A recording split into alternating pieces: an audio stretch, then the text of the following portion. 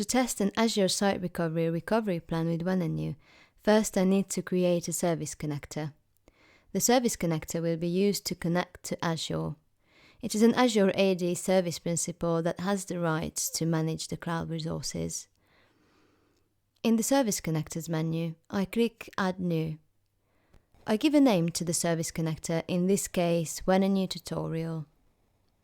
The type is Azure Service Principal.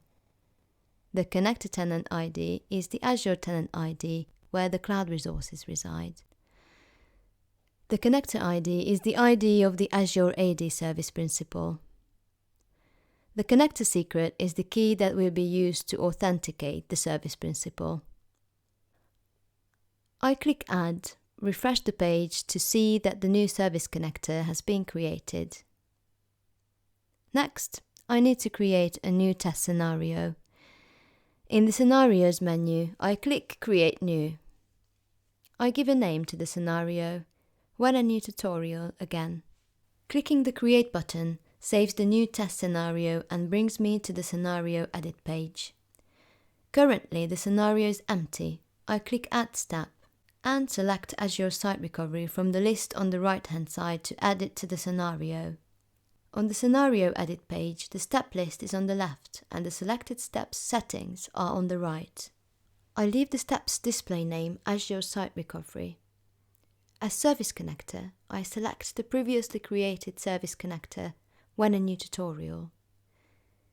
The subscription drop-down shows the Azure subscriptions to which the Service Connector has access. I select the one that holds the Recovery Vault and plan I want to test. I select the Azure Recovery Vault and the Recovery Plan. I select the latest processed recovery point. Finally, I select the target virtual network for the test failover. I click Save to store the scenario configuration. I go back to the scenario list where I can see the newly created Wenenu Tutorial test scenario. In the context menu of the scenario, I click Run Scenario and I confirm the action. Clicking on the scenario shows the details of the scenario. Since there are no previous runs, the graph is empty. I go to the Previous Runs tab. I can see the run I have just started, currently running. I click on the run to see its details. It has 2 steps, one to start ASR recovery plan and one to stop it. The first step is now running. Clicking on the first step shows the output of the test step. It tells me that the step has been dispatched to a test agent for execution.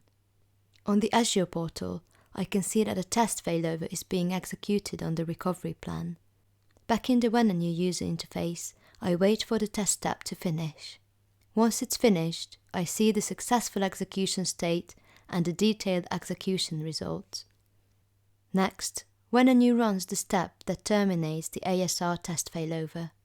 The execution has finished successfully and the ASR recovery plan test failover has been stopped. Wenenu records the metrics of every run and the data is available over time. The graph on the Scenario Details page shows whether a run was successful or not, how long the run took to execute, start and end times, and the number of finished, failed and skipped test steps. Also, when the test scenario run successfully starts an Azure ASR recovery plan, Wenenu records the metrics of the test failover. Data is available about the number of protected items in the recovery plan, as well as the average, minimum and maximum RPAs.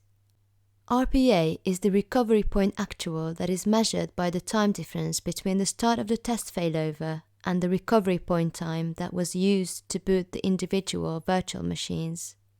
RPA can be compared to the defined recovery point objective to ensure it remains compliant over time. The graph also shows the recovery time actual, that is the difference between the start and the end time of the test failover. RTA can be compared to the defined recovery time objective to ensure it remains below the limit over time. This concludes the tutorial about testing an Azure Site Recovery plan.